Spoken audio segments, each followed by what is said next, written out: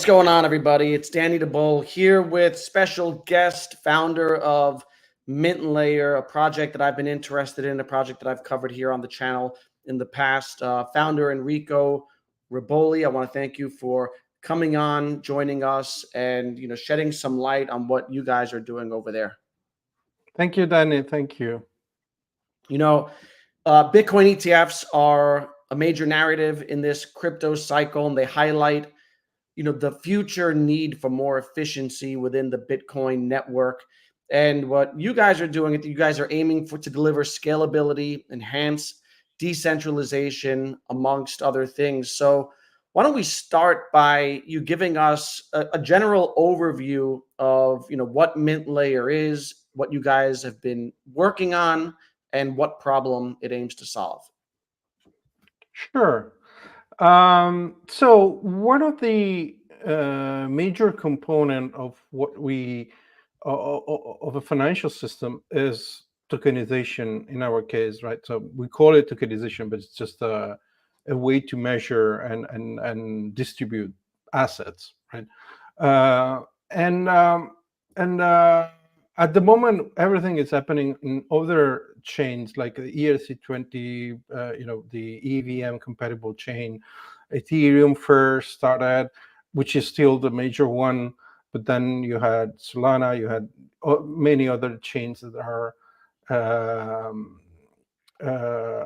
different, right? And what we try to do is we have this immense capital, which is Bitcoin, that at the moment is, I don't know, today what is 1 trillion and something, that is stuck there.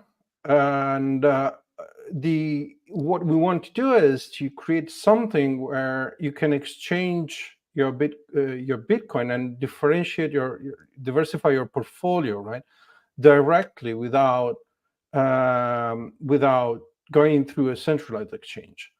So we thought a lot about how to do that. We studied the what is there. Also, my previous experience with Tether helped in there, because Tether comes from Bitcoin. Initially, at the beginning, Tether was issued directly on Bitcoin. And so we decided that a sidechain is a good place to do that. So we started building this blockchain, which is specifically is very similar to Bitcoin in the way that is designed. So this increased the interoperability between the two, and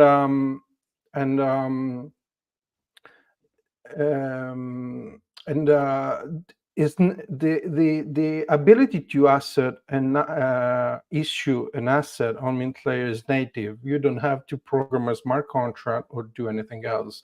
You just do a transaction, click a couple button, or from at the moment it's from the command line. We're working on a visual interface for that, but from the command line, you basically write a couple comments and you have your asset ready on chain.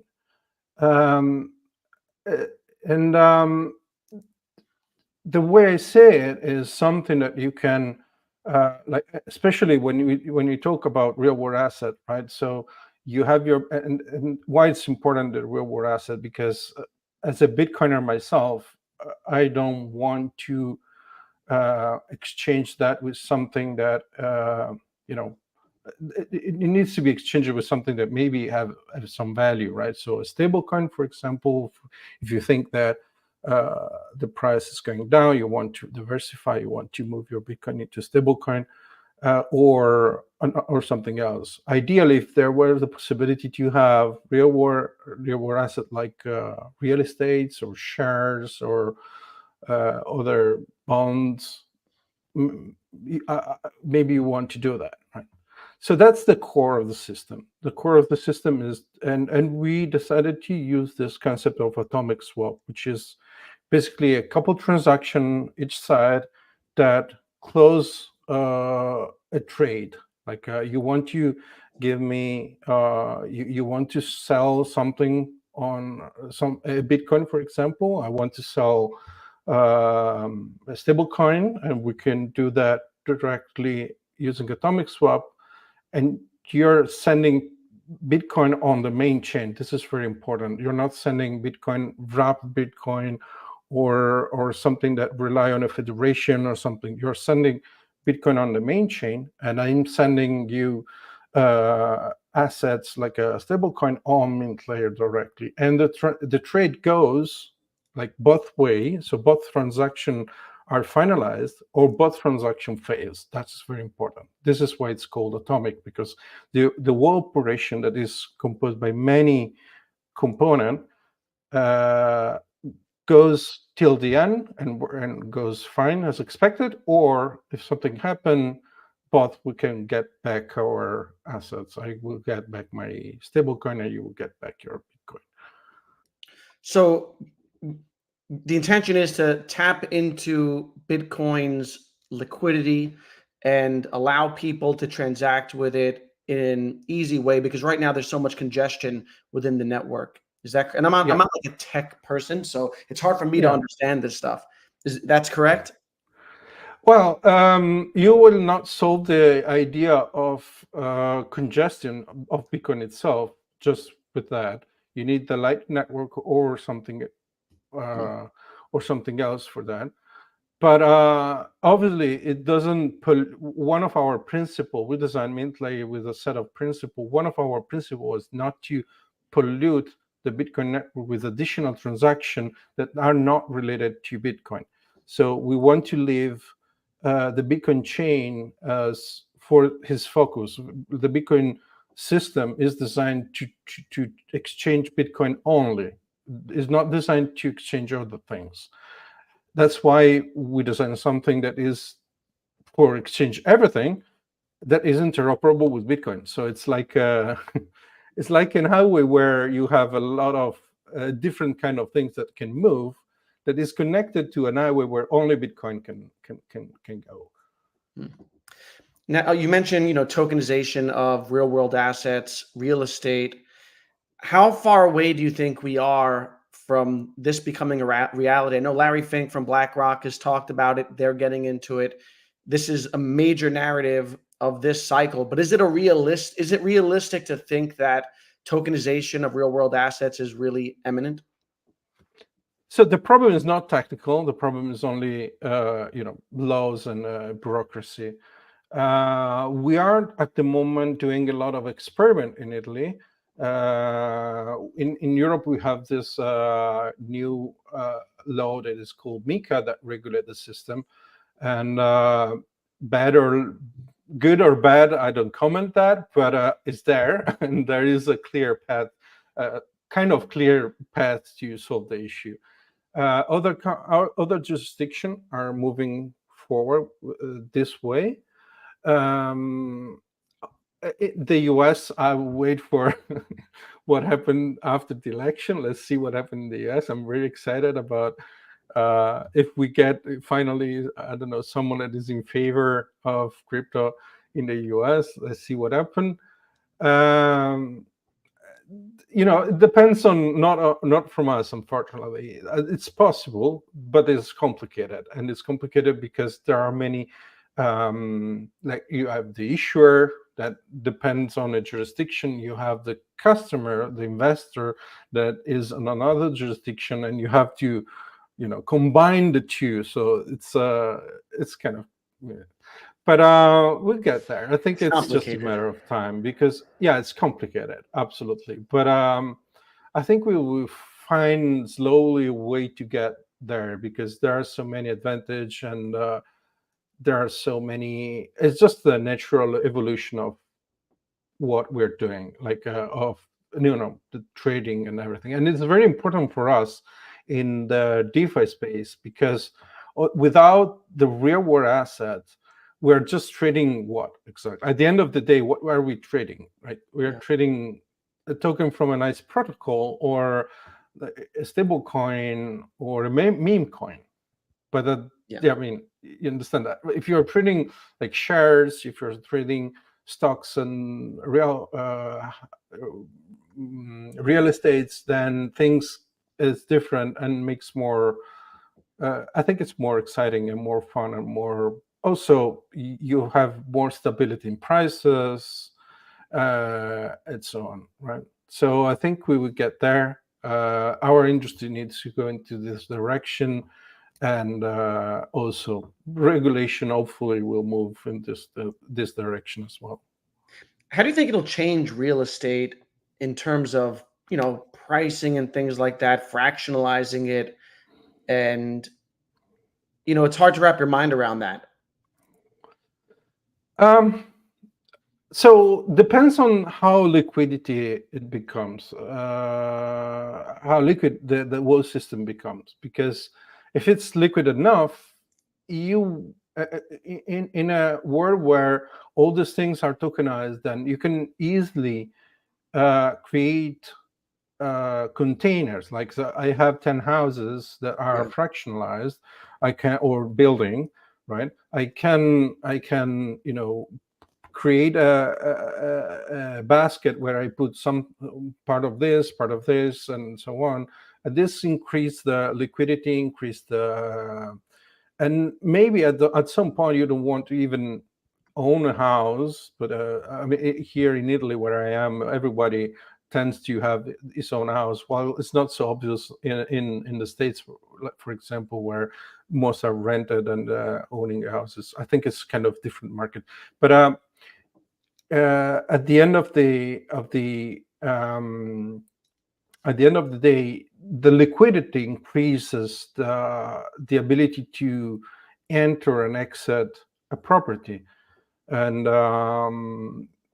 I don't know how the impact will be in terms of pricing, but it will makes, even if you're not owning a house, maybe you can invest part of your money into that, and you can get your rental back, for example, right? So It'll give people more access to the system, yeah.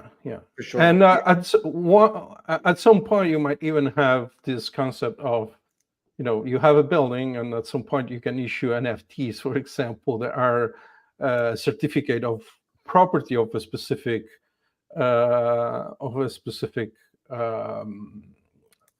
for example. And you can ideally you could buy it with a share of the building itself, right? So that would be nice. Yeah. And why create the Mintlayer network instead of using existing technologies? So at the beginning, we tried to use Substrate for building Mintlayer. We had some issue with their consensus system, which was not practical for us. So that was 2 years ago. We decided to build everything from scratch. I think it was a good approach, because now we have more control over the code base, which is very well done. I think it's one of the. I'm very proud of what we did in terms of code. At the moment, there's nothing like Mintlayer in the market. It's the only in terms of how it's built, because everything else is closer to Ethereum, for example. They're very close to, you have your account and tokens, or the ETH, for example, goes into your address, and you only have one address or more, or just 2 or 3, but the one transaction affect one address only, right? In Mintlayer, you have the system which is UTXOs. So, and this is to improve privacy and your own privacy, but also to allow more flexibility in the way you build a transaction. Sorry if I'm very technical, but I'm happy to explain if you want. But the idea is you have more flexibility in the way you build a transaction, and this is because we want to mimic Bitcoin itself, right? This improve the, as I said, improve the the privacy, because you don't have to reuse the same address. Some people came to us and say, oh, every time on Mojito, every time my address changes, yes, it's supposed to work this way, because if your address leaks somewhere else, right, it's not immediately obvious that what is your whole portfolio. While on Ethereum, if I get your address, I know all your history, the past, but also your future history, because if you keep using this address, I will see all your transaction, all your investments, and everything you did. Right? Even if you move things, even if you migrate from that address to another address, it's traceable. I would just follow the movement, right? So it's very hard to escape this. And this is something that we wanted to do, and I think it's important to improve the privacy of users. Yeah, are there complications, with that regulatory, in terms of regulation, with a crackdown on, I guess, prying eyes wanting to see who holds what? So it's improving the privacy, but it's not hidden, so it's okay.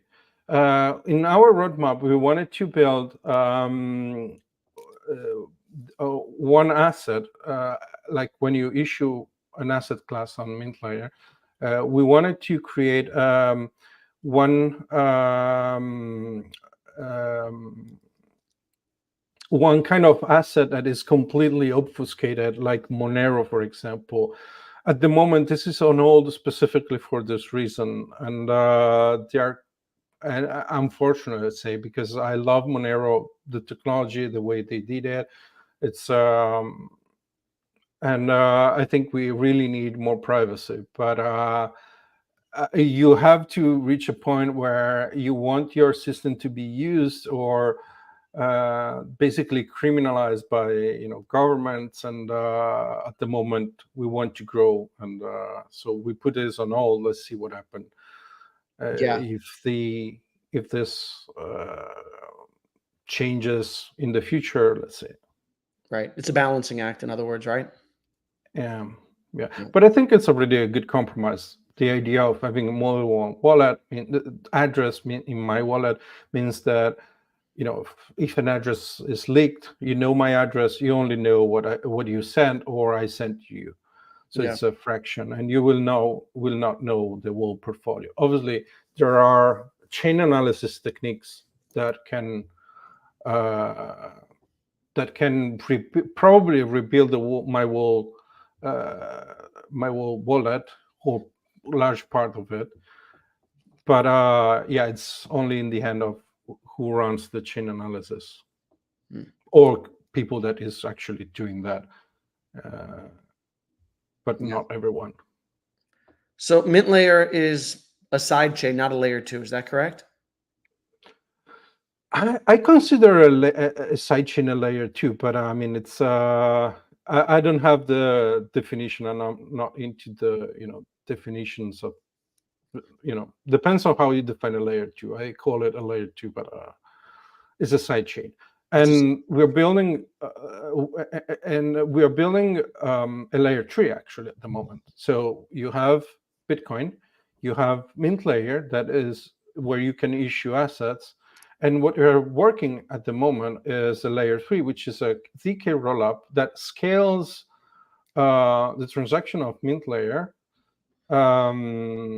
So it would be much more efficient in terms of how to store and execute transactions in the long term, and also it's EVM compatible, so you can run Turing complete smart contract and actual DeFi, all the DeFi application on top of that.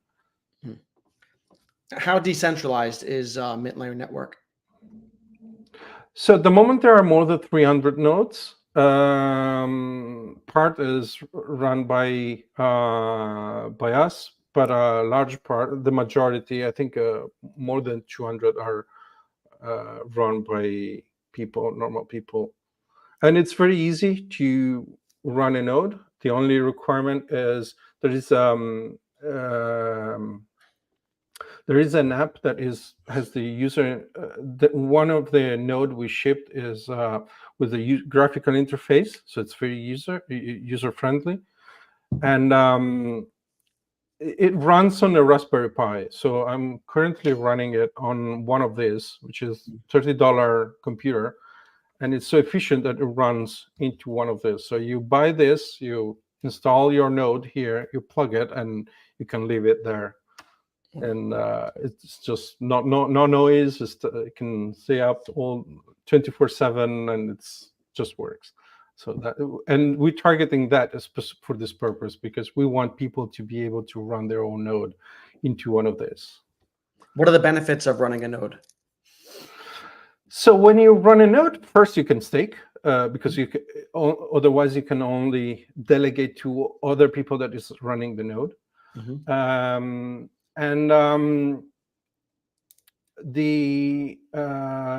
So you can stake, you can earn reward from that. You collect fees from the network, and you can validate the whole network. So when you run a node, you know that the consensus you're running is valid, and your node is validating all the transaction, all the blocks, and everything.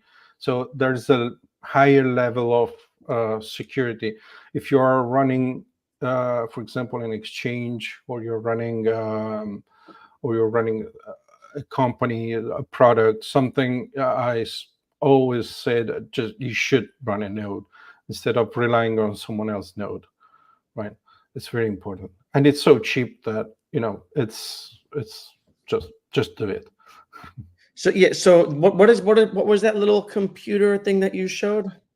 So this is Raspberry Pi. No, sorry. There it is. Yeah, and there's a microcomputer in, and it's $30 for maybe $50. Depends.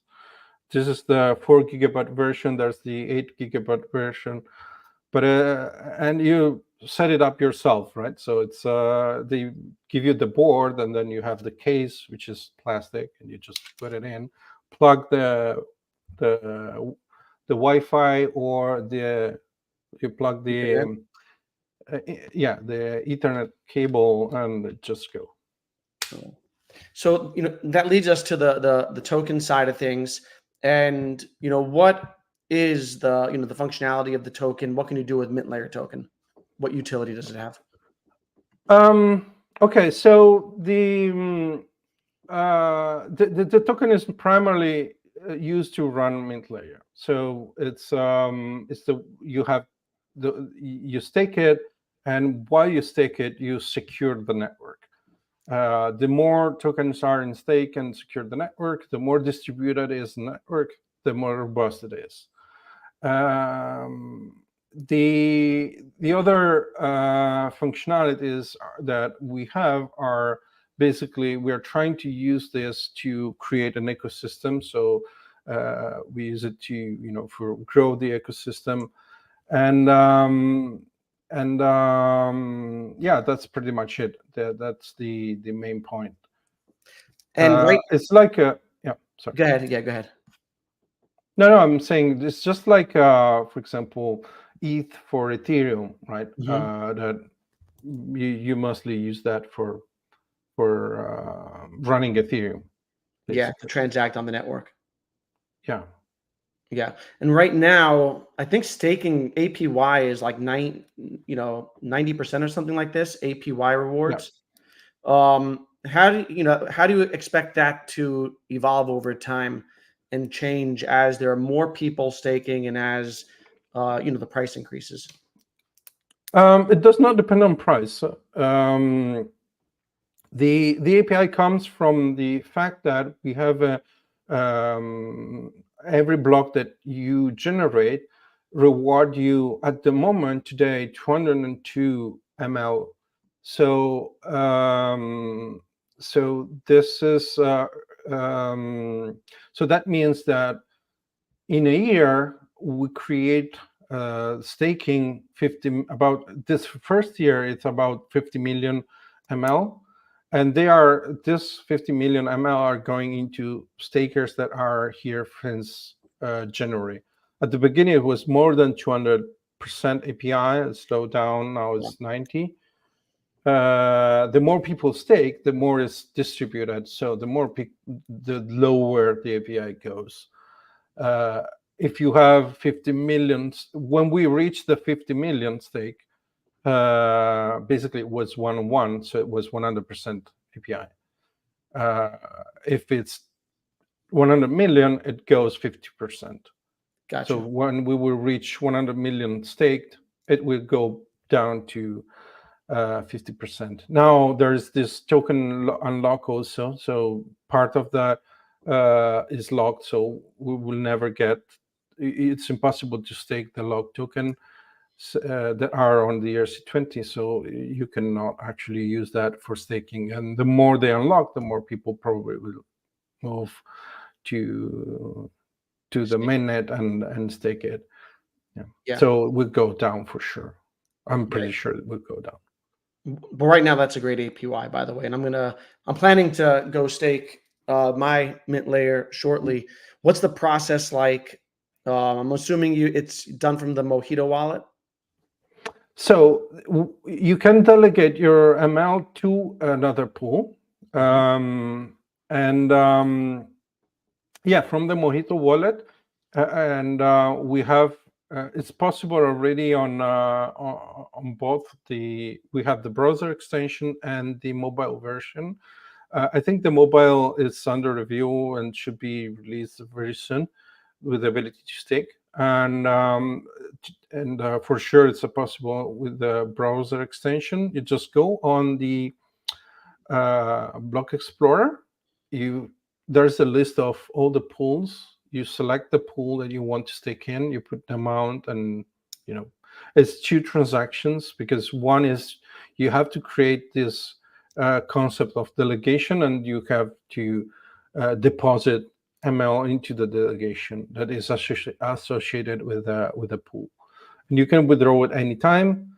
When you delegate, is immediately available to the pool, like the next block is already available for the pool, so you increase the pool balance, let's say.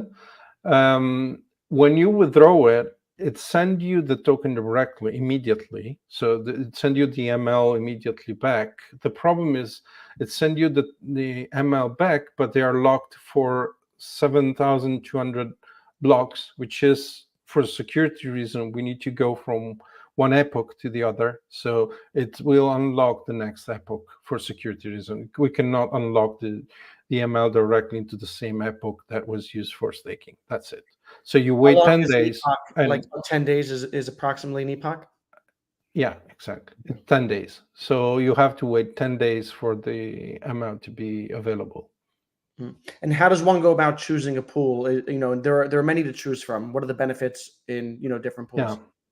So if you know the operator, it's better, obviously. If it goes, for example, if it goes down, you can, if it's not producing block, you can always have someone that you can talk to. If you don't know the operator, maybe you want to diversify, and if you have 100, maybe you want to delegate something into different pools. There are several things that you have to keep in mind. The node operator keeps a fee from your delegation. So the higher is the fee, the less is your reward. And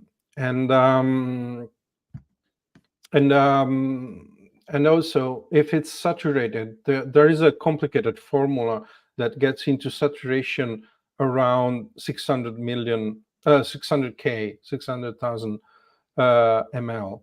So you have to, I think it's better to choose one which is not close to the saturation point. Otherwise, the API is lower than what you expect it to be. Gotcha. And here's a question from Mr. DXB. I want to switch pools. I just withdraw, and after 10 days, I'm free to join a different pool? Correct. Yes. Nice.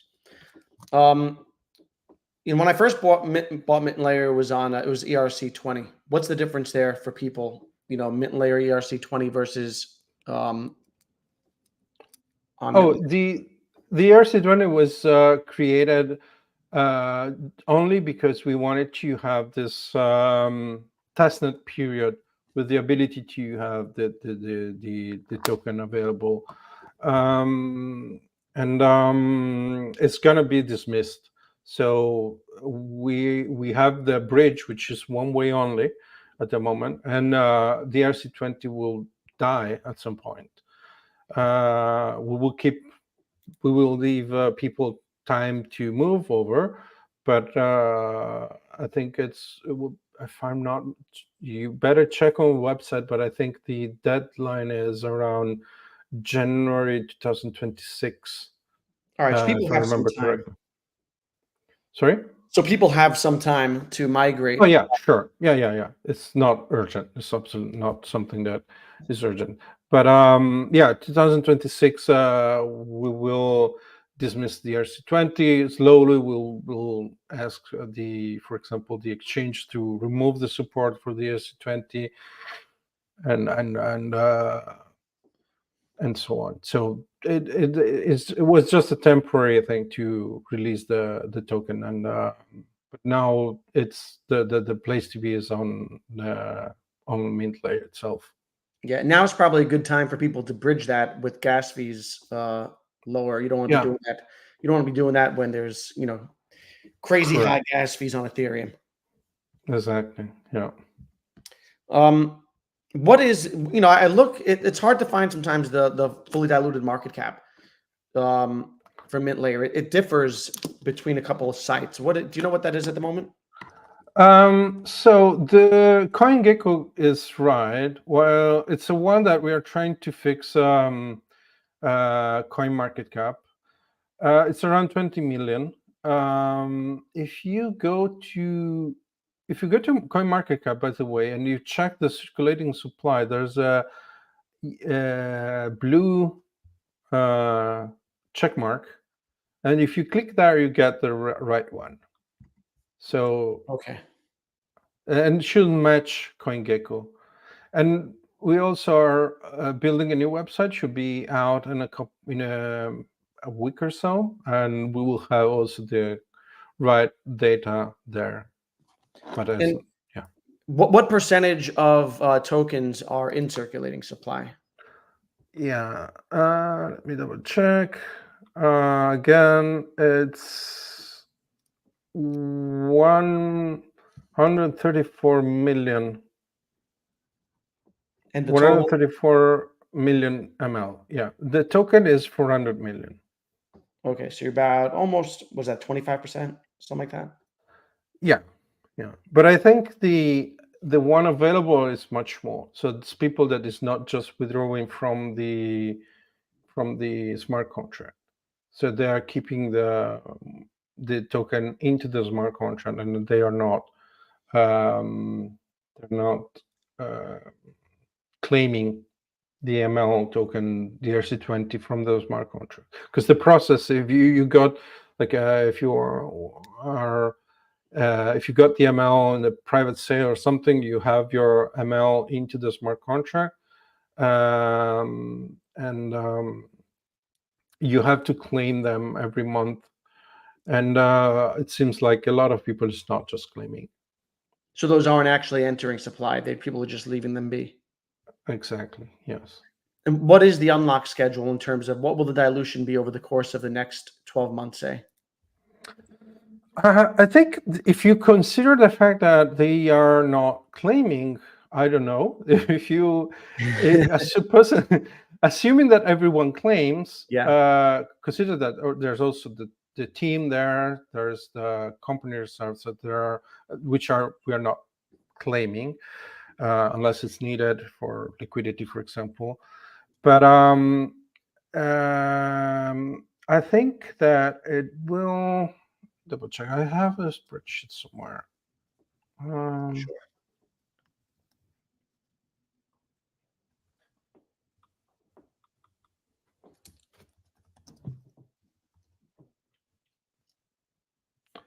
I want to give you.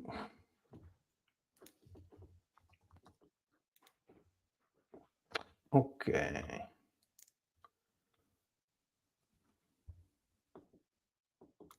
So after 1 year, oh, it's all divided. Okay, here. So we released in January last year, so we are about 18 months. And at the moment, we have unlocked 300 million, about 300 million, 250 million probably. So it's about 150 that is left. We have 1 year to unlock 150 more, which So, is mostly team and the which are the very last to unlock. it's about Team 150 and million more to go. yeah, Oh, I most, see. But there'll be 300 million unlocked within the next year total. Three quarters of supply uh, out of 400 million. yeah, about that. Yeah, 150 more to unlock, and you get the 400 million. Right. So in terms of like market cap, if people are thinking in terms of market cap, that would take it from like 20 to 40 million if the price stayed the same. From 20 to yeah, I mean, I'm assuming that if we assume that everyone claimed, the current market cap would be higher than Right. today because it's so it would be around 30 million. And at the end at the current price, 400 million per what is 1.5, it's uh yeah, it's about 60 million, I think, fully diluted, Okay. plus the 50 million we have in the mainnet that is issued newly because Yeah. of the reward. This is a question from Diznash. Why did you choose to offer the airdrop to all instead of rewarding your community? Uh, which airdrop? Sorry, we have. Yeah, I'm not sure. Well, I'm not familiar with the Oh, airdrop. maybe it's about it's talking about the atomic. Oh, okay. I guess it's talking about atomic. So atomic is the first project we incubated, and one of the requirement that we have for the incubation is you have to drop 3% of the supply to stakers. So that's probably what is It was a staking reward, in other words. yeah, exactly. It's increasing the staking reward basically with additional project and tokens. And Has it been difficult to navigate like this? It's been a big downturn. Now we talked technology before. Obviously, there's the crypto side of things and the price, and you have people who hold the yeah. token. Is it hard to navigate that? Because obviously the whole market's down, and I look at my portfolio and I have a bunch of tokens that are, from the height they were down. They're down like 80, some 90%. Is it difficult to Yeah. navigate that, or do you just focus on the tech and then like how do you handle that?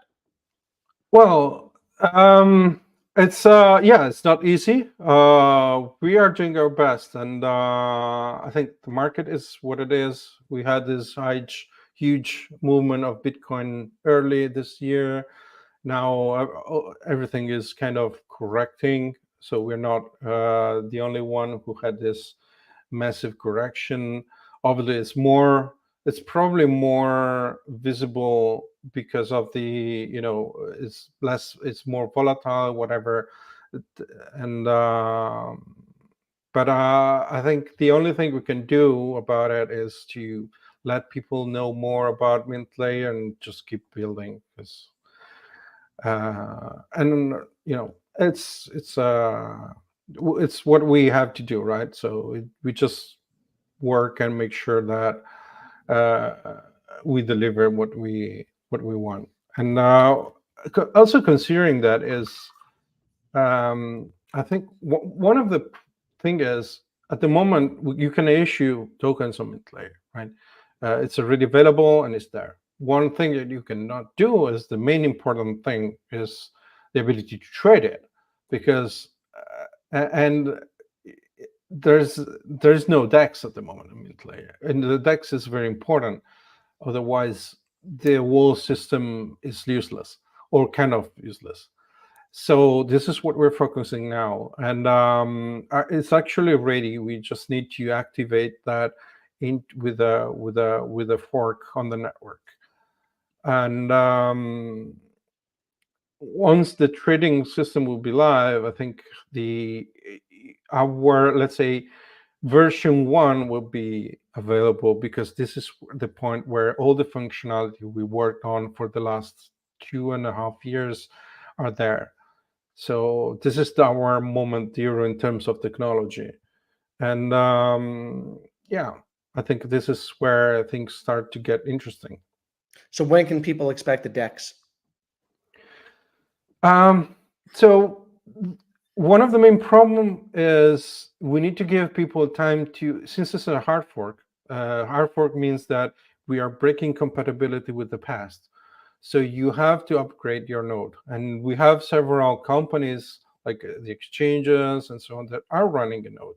If they don't have enough time to upgrade the node, they will be cut off from the network. So we want to give them enough time. So we're at the moment we are upgrading the testnet. I think it will happen in a matter of a week or two, and after that, we want to test it. Obviously, we want to spend some time testing, making sure that everything is fine, and then we will do the same on the mainnet. But probably will take 3 months. We want to give a window of 3 months at least to upgrade the nodes. Every staker needs to upgrade the node, and we're seeing that there are still nodes online very old. So people is lazy, and you know, How do you go about it's communicating and getting that word out to the people? I think, so many people are dialed into so many places that they miss exact. a lot of Yeah, information. yeah. So 3 months is a very minimum for that to happen, and then when it's live and it's available on the network, everyone can build a front end for it, and Atomic will be the first front end of the DEX. Hopefully, more DEXs will integrate Mintlayer, and the good part is the liquidity is one, because it will be on this level and will be available to everybody. So you can put an order on Atomic, and maybe you're trading with someone that is using another platform. Yeah, I see. This is a question from Mr. DXB. I think you touched on it before. Maybe you can elaborate. Does Mintlayer have any competitors? Any projects doing anything similar? Well, in terms of technology, no. In terms of the goal, I think we are all trying to bring DeFi to Bitcoin, right? And there are a lot. Like I love Stocks, for example. They did a very good job. And there's well, one of our inspiration is Liquid, for example, by Blockstream. And they also did a very good job, but it's not very used. Yeah, I think that's pretty much it in terms of competitors. I mean, there are a lot of new projects in the space, so there are a lot of layer 2 and sidechains, and I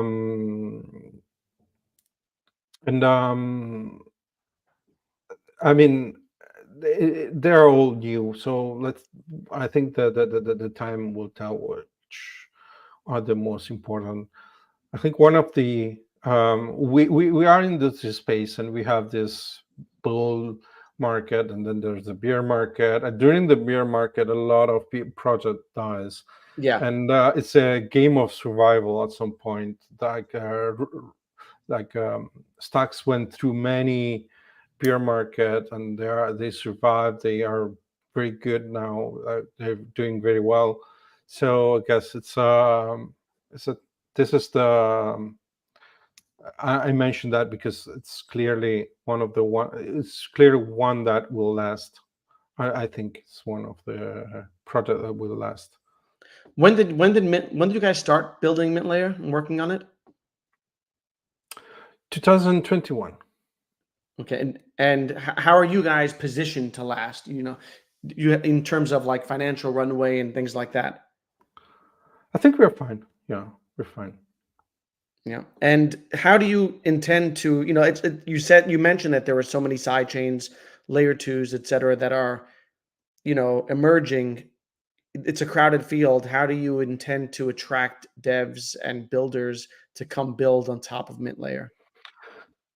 This is complicated. So building on Mintlayer is different than building on Ethereum, for example, or an EVM compatible chain, and because it's not Turing complete, so you cannot deploy a smart contract on Mintlayer, and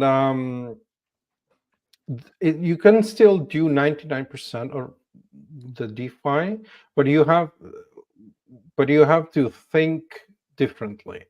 You have to move the idea is the smart contract is not executed on chain, but it's executed off chain, and you have to confirm on chain that you have executed the smart contract, and this is different and requires a different mindset and different model, and it's very hard to do it. We realize it's very hard. So we are building an EVM. We are building using this way a platform for real world assets. We're building the Atomic, for example, set of utilities will use this approach, which is, we think, the right one.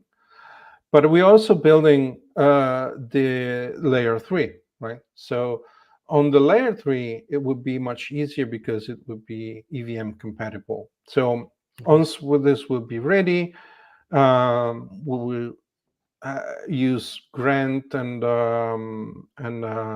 what we call the ecosystem fund to fund the project that wants to build on Mintlayer. And it's still available today. We have even a few days ago we had a call with another project that's again into the real world assets, and we offered them a grant, and they're building this on the Mintlayer way. But I think the majority of the project will come when we will be EVM compatible using the layer 3. And what's the timeline of that? By the end of the year, I think. Nice. Yeah. Frank asks, he doesn't see a link on the website for the Mojito Chrome extension. What's the best way to make sure he finds the correct one and avoid a scam version? That should be on the website. That should be on the website. If it's not, maybe you're using, because if I remember correctly, website checks if you are using like like a browser from your PC or the mobile browser, and send you the link of the correct store. But it should be there.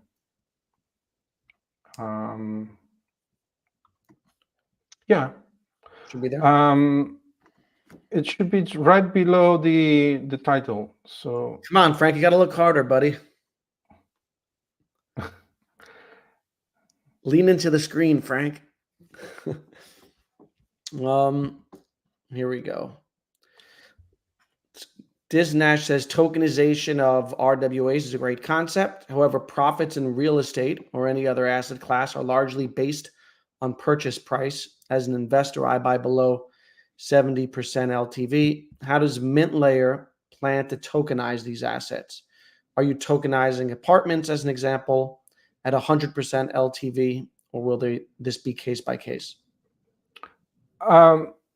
That's real estate is complicated. It's probably the most complicated real world asset you can have, because in every jurisdiction you have the concept of the government that have a registry of all the owner, and you cannot replace the registry with the blockchain unless the government understand your language, right? So it's the government that needs to support you. So the way you usually do that is through using a company. So you have the company that owns the assets, and then you tokenize the company where it's possible to tokenize the company. It's more work, but it works, and some depends, but usually sometimes it works. It makes sense probably if you have a building or something larger than just a house. It depends on what you're doing. Like if it's just a house, probably not worth it. If you have a building, then maybe it start to be worth it. I want to tokenize my house, and someone can buy that bookshelf right behind me. Can make that happen on Mintlayer? Let's try. Yeah. Are there any parts of the world that you think are going to lead the way in RWAs and get to this first, and where we'll see this coming to fruition, and then them being a case study for the rest of the world and showing them the potential? I know the Emirates are trying. They're working on that direction. Let's see. The Mika is there, and we're already using it to tokenize things. It's possible again. And one of the things is, for example, you can tokenize bonds, which is also very interesting, I think. Yeah. So Europe is going to this direction. Emirates is going to this direction. A lot of countries in Asia are also going in this direction. If I'm not wrong, Singapore and others are. Do you think countries that are hesitant or reluctant right now will eventually be forced to adapt due to just evolution and the technological advancements? It's adapt or get left behind? It will come eventually. They will have to do it eventually, I think. Yeah. Liquid asks, what happens if someone doesn't upgrade their node? Does that prevent ML and Atomic from releasing the DEX? No. It's their problem. If you don't upgrade the node, you will be assuming the majority will. Who doesn't upgrade the node will be cut off from the network at some date, not immediately. That's why, let's say that tomorrow we release the version 1 of Mintlayer. You have 3 months before the activation, so you can still run the old version till the activation date, which will be in 3 months in the future. So Liquid, don't go dying out there, okay? That's what because you will be deactivated. We're doing our best. Good. I'm glad Frank was able to find it. Okay, good. Mr. DXB says he's staking all his Mintlayer tokens and getting a great ROI. The process to stake was simple and straightforward. Very happy to be invested. Good work, Enrico. Thank you, DXB. Yeah, I need to stake. Right after this stream, I'm going to go stake. Let's see what else we got. What about like Bitcoin ordinals? Will that be something that happens on the Mintlayer network? So ordinals are something that happened recently, and it violate one of our principle, which is not polluting the blockchain, right. Bitcoin blockchain, and actually Omni was kind of similar concept, and it didn't work back then because of the fees, because of the Bitcoin is complicated, right? I mean, it's very easy, but it's when you are it's slow for a reason. It wants to it it's 10 minutes block because Bitcoin wants to make sure that it don't get frequent network split. So we want to be very, very robust. And but this is not the user experience of that people wants when they talk about DeFi. And we did a compromise with 2 minutes, which is still very long compared to Ethereum, for example, which is, I don't know, 13 seconds 15, each yeah. block. Yeah. Yeah. So it's very block time in Mintlayer is longer, but I think the user experience is different, and when you have very high network fees and so on, I'm not sure it's a good idea. I just don't think it's a good idea. Yeah. Are you a Bitcoin Uh, maxi? yeah, I think I am. Yeah. Yeah. Yeah. Yeah. You want to tell people your story of how, you entered this space and Bitcoin and all that? Sure. Okay. So it was between 2011 2012, and I found out about Bitcoin somewhere. I don't even remember where. It was a mailing list of a forum or something, and I started digging into the code, and this crazy idea. I started mining from using my computer. I remember I got one of the very first ASICs on the market back then, and it was like 100 times faster than my computer. Was just like, wow, that's crazy. Like after a few weeks, the difficulty went because I started shipping this ASICs, right? On the market. So everyone was plugging it in, and the difficulty was spiking. And after a few weeks, the network was the difficulty increased so much that my computer was not doing like basically generating anything, something that was before that. And my ASICs started to do very, very little in compared to the first days. So yeah, it was fun. It was a very interesting, but it was not something serious. Like it was below $1, I think, the price, and I was consuming more. It was more expensive to mine it from my computer because you have this thing that heats and there are a lot of noise in your room, heats up the room itself, and but it was more expensive in terms of energy than actually going on the market and buying something. So it was fun. And yeah, so it was not was a toy, or it was a game, it was like a Monopoly thing. And things started to get more people started to get it seriously in 2013 when we had the very first for me the very first bubble, and it went to, I remember, $20 and then $300 and it crashed, and then Did you hodl? $1,000. Sorry. Did you hodl? Did you hold? Absolutely, all the way Yes, down. my boy Enrico, diamond hands. Absolutely. So you didn't buy pizza with your Bitcoin or anything like that? I did, actually. I Yeah. did. Yeah, I did with a friend, and I remember we joke about it because today is like $1,000 a pizza, and Wild, right? It's wild to be on this journey. It's only been a little over 10 years, but it's been a lot. yeah, yeah. And where do Uh, you see this 10 years from now?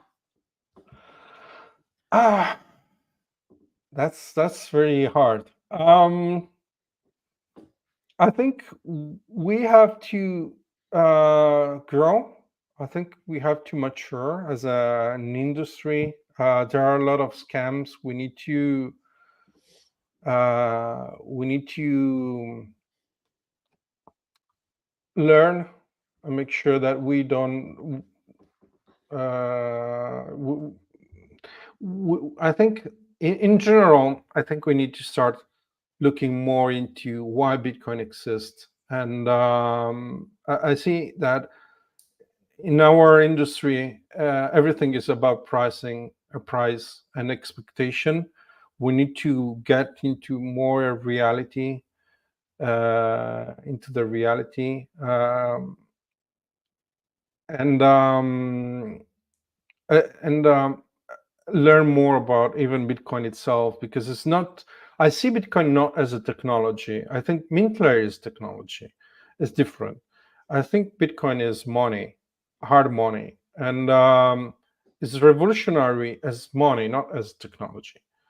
Yeah. Uh, and as a way to, you know, have something with an inflation rate that is programmed at the beginning, and it's just self sovereignty. We need to change our perspective of things, and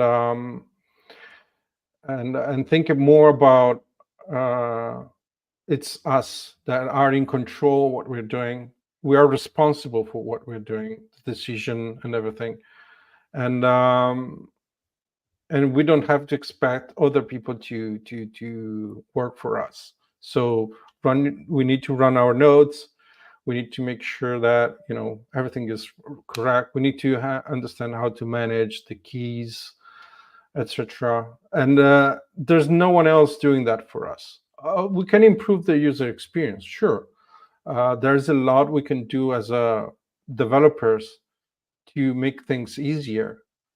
But at the end of the day, the more you abstract this complication, the more you take people away from the core concept of your key, your coin, and this concept of self-sovereignty.